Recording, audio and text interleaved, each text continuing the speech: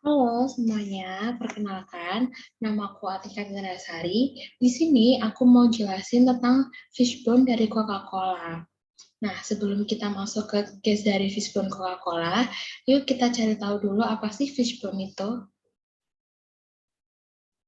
Jadi, fishbone ini biasa juga disebut dengan cause and effect diagram. Nah, diagram ini digunakan untuk membantu mengidentifikasi sebab akibat dari suatu permasalahan. Diagram ini juga dapat membantu untuk membuat keputusan agar keputusan yang diambil sesuai dengan kebutuhan kita. Fishbone ini dibagi menjadi dua bagian, yaitu bagian efek dan bagian cause.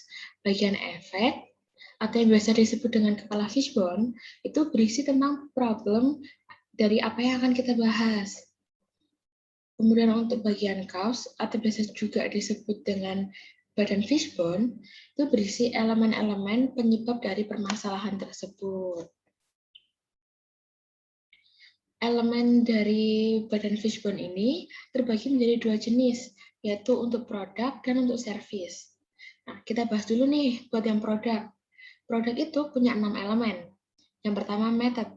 Method ini berisi metode atau proses yang berkaitan dengan permasalahan yang akan kita bahas. Yang kedua yaitu bagian man. Man ini bisa jadi pekerjaan fisik atau pekerjaan pikiran seperti ide yang berkaitan dengan permasalahan yang akan kita bahas. Elemen yang ketiga yaitu material. Material ini dapat berupa bahan mentah, konsumsi, maupun informasi yang berkaitan dengan permasalahan tersebut.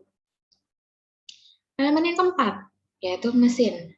Mesin bisa jadi mesin atau teknologi yang berkaitan dengan penyebab permasalahan tersebut. Elemen yang kelima yaitu measurement. Measurement ini berisi pengukuran atau inspeksi yang menyebabkan terjadinya permasalahan. Elemen yang terakhir yaitu environment. Nah, jadi environment ini berisi tentang faktor-faktor eksternal yang menyebabkan terjadinya permasalahan.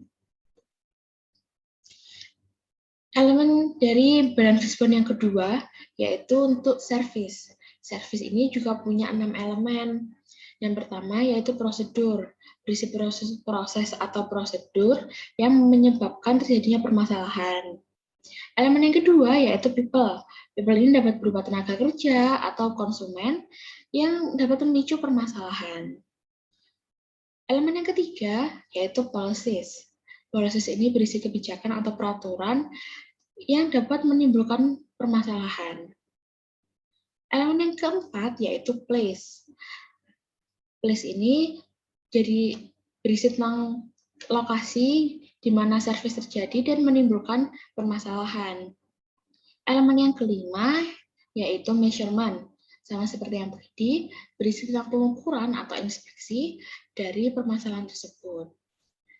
Elemen yang terakhir yaitu masih sama seperti yang tadi, yaitu environment. Jadi juga berisi faktor-faktor eksternal yang dapat memicu permasalahan. Oke, kita masuk ke profil perusahaan dari Coca-Cola. The Coca-Cola Company ini merupakan sebuah perusahaan multinasional yang didirikan pada tahun 1986 oleh Dr. John Pemberton, tepatnya di Atlanta. Jadi produk Coca-Cola ini pasti bisa ditemuin di hampir seluruh dunia, baik di Eropa, Afrika, Asia, Amerika. Produk Coca-Cola ini ada, gitu. Dan karena dia tersebar di seluruh dunia, ada kemungkinan rasa dari di tiap negara itu dapat berbeda-beda, meskipun sebenarnya komposisi utamanya itu sama. Biasanya itu terjadi perbedaan rasa yang sebenarnya nggak terlalu signifikan sih. Itu disebabkan oleh misalnya perbedaan suhu di tiap wilayah, kemudian perbedaan selera masyarakatnya. Jadi mungkin akan terasa sedikit berbeda dari produk yang sama di tempat yang berbeda. Nah, Coca-Cola ini nggak cuma jual minuman berkarbonasi seperti Coca-Cola, Fanta, Sprite, tapi dia tuh juga menjual beragam produk seperti air mineral, Ades, Aquarius, dan lain-lain. Kemudian ada juga teh, kayak peach tea, fresh tea, instant tea. Kemudian minuman-minuman bervitamin seperti Minute Maid, Pulpy, kemudian ada Nutriboost, kemudian dia juga punya minuman-minuman vitamin dan jus lainnya. Oke, sekarang kita masuk ke fishbone diagramnya Coca-Cola.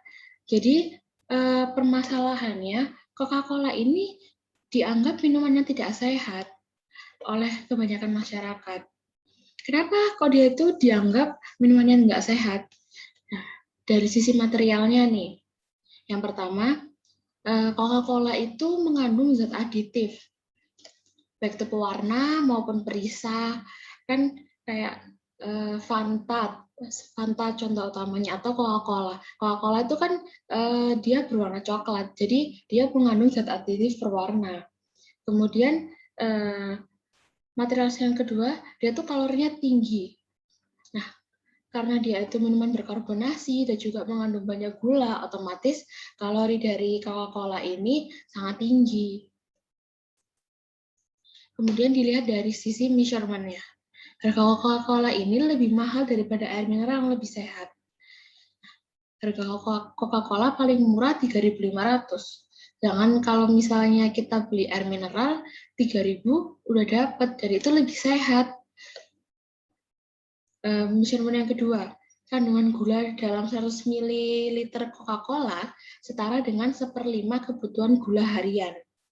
Jadi, kandungan gula dalam 100 ml Coca-Cola itu sekitar 10 gram lebih. Sedangkan kebutuhan gula harian kita itu 50 gram. Jadi, kalau kita melihat dari kebutuhan gula harian kita, kalau kita udah minum Coca-Cola, kita nggak boleh kebanyakan konsumsi yang manis-manis lagi setelahnya, karena dapat memicu kelebihan gula dalam darah. Kalau dilihat dari sisi method, Coca-Cola ini minuman yang dikarbonasi, jadi udah otomatis itu kan minuman yang kurang sehat.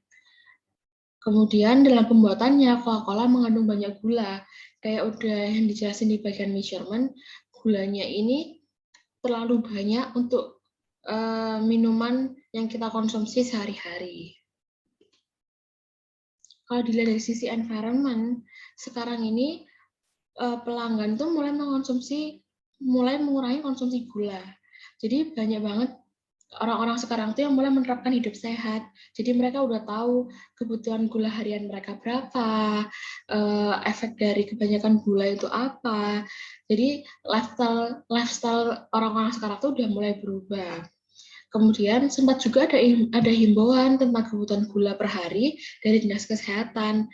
Nggak cuma kebutuhan gula, waktu itu kan pernah ada kayak himbauan tentang kebutuhan gula, garam untuk konsumsi kita sehari-hari, kebutuhan per hari kita.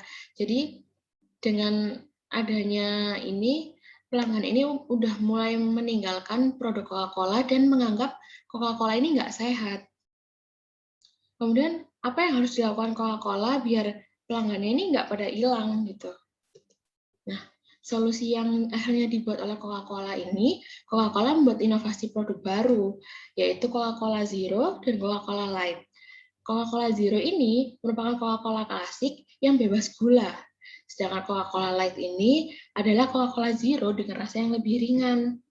Nah, dengan adanya dua produk ini, akhirnya orang-orang yang tadi lifestyle-nya udah berubah ke arah yang lebih sehat, mulai mengurangi konsumsi gula berlebih, mulai hidup pola hidup sehat, jadi tetap bisa menikmati Coca-Cola kayak gitu. Dan Coca-Cola juga nggak bakalan kehilangan pelanggan. Nah, itu sekian penjelasan tentang fishbone dari Coca-Cola. Kalau ada kekurangan bisa komen di bawah. Makasih buat yang udah mau nonton. Sampai jumpa di video-video berikutnya. Dadah.